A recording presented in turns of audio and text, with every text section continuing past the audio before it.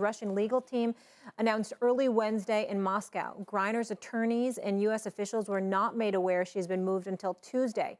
Griner's lawyers don't know where she currently is and may not know for a while.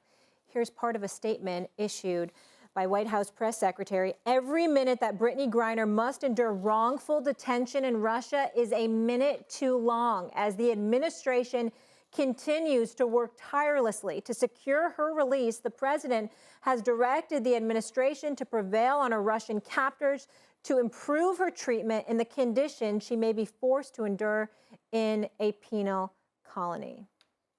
Stephen A. It's a struggle for me. First of all, my heart goes out to Brittney Griner and her family and loved ones, and we all wish that she was back here in the United States of America safe and sound. You want to applaud the NBA, the WNBA, and a multitude of others that have tried to bring attention to this. Here's the only thing that I feel compelled, Doggy, Molly, to caution everybody about. I'm watching cable news just yesterday, and there's a little ticker that shows up, and it talks about how Russia relationship with the United States is not going to be great after the midterms, because obviously Russia is opposed to the United States' contributions to the Ukraine. This has clearly been politicized.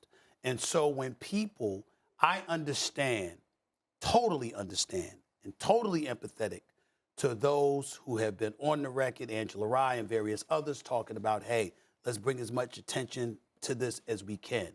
Here's the flip side. We are talking about Vladimir Putin.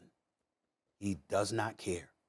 And any little thing that agitates him even more, you don't know what he will do.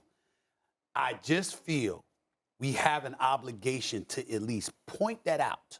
So when people are saying whatever it is that they want to say in support of Brittney Griner, we take into account that you're talking about an authoritarian government with a guy who is perceived as a dictator, no question about it, who does not But care. the silence didn't work. I understand that. Early on either. But now look at what they've done.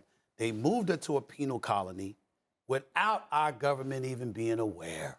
And so it is as bad as it is. Let's understand who we're dealing with over there. And I'm just saying that I hope our government finds a way to pull this off. And I hope that we can all collaborate in any way that we can to do what we can to get her back to the States.